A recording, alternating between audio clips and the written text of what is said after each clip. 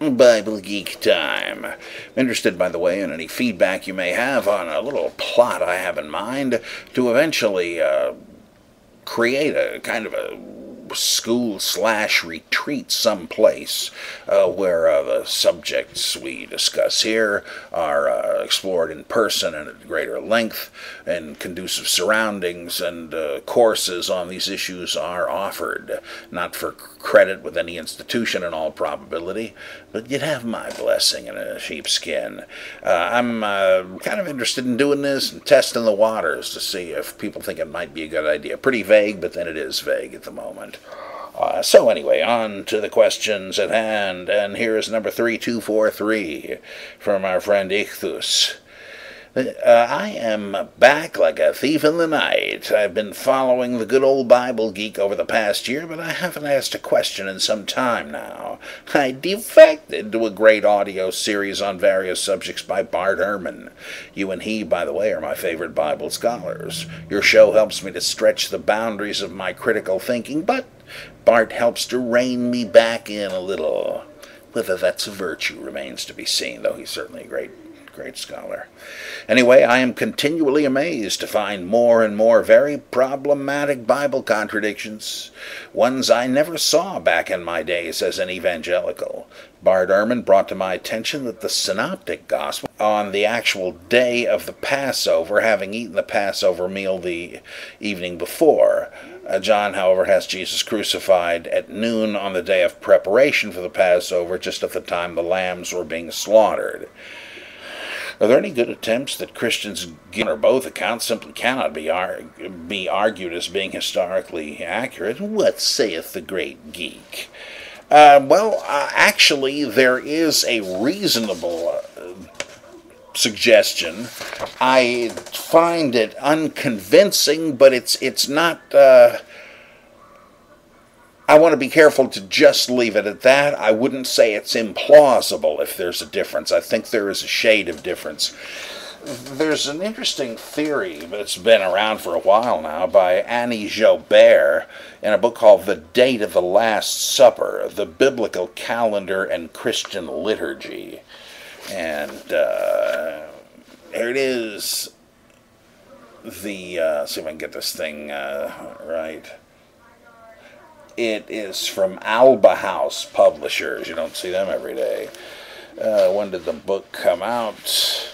I know I'd read this, in '65. Just to this book before I ever saw a copy of it. It's quite interesting. And Ms. Joubert has the interesting theory that it could be that Jesus and his disciples, who appear to have had other similarities to the Qumran sect, may have emulated them in following a different ritual calendar, so that as far as they were concerned, they were having a Passover supper, though it was on the day of preparation, according to the calendar, the rival calendar of the Jerusalem priests and the Pharisees. So their observed Passover was on a sectarian alternate calendar, and that Jesus' death in John is on the calendar of Pharisaic and priestly Judaism. Well, there was such a discrepancy.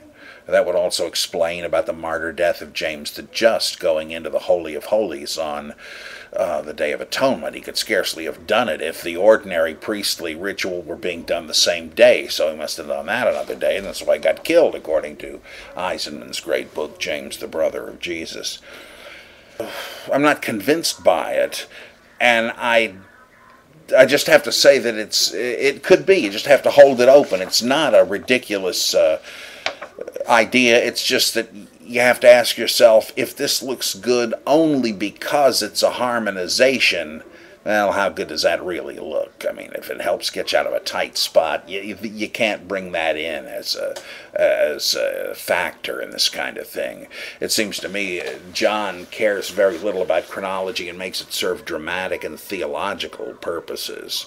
And so he wants to parallel the death of Jesus with that of the Passover lamb. even though that shows a kind of a strange view of Judaism, because the Passover lamb was not a sacrifice that atoned for anybody's sins, as Paul later makes it and so on. It's the lamb that takes away the sin of the world in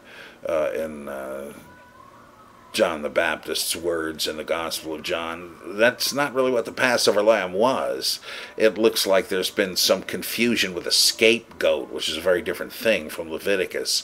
And ultimately, I think it's because you have a Judaization of something that came from the Osiris religion, in which the bread and beer originally were the body and blood of the Savior. And it's only roughly and vaguely transposed into Jewish terms. But Jobert's, if you assume a historical Jesus, you can reasonably harmonize the two with Jobert's hypothesis, so worth looking into. Keep reading Bart Ehrman, good guy.